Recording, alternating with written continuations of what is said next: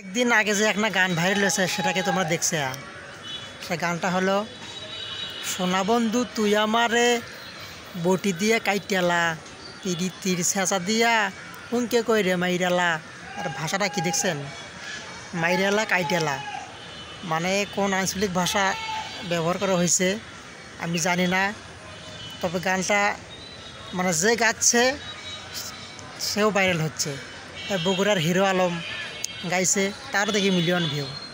একটা মহিলা গাইছে জান্নাত তোয়া ব্লগসের একটা মহিলা গাইছে, দেখো সেও বিশাল পরিমাণ ভাইরাল। মানে তাকে নিয়ে ইতিমধ্যে অনেক ভিডিও হচ্ছে, তারাও ভিডিও আপলোড দিচ্ছে। মানে গানটা যে এত পরিমাণ ট্রেন্ডিংয়ে চলে গেছে, সোনা বন্ধু তুই আমারে বটি দিয়ে কাইটেলা পিরিতির ছেঁচা দিয়া কে কই রে মাইরেলা।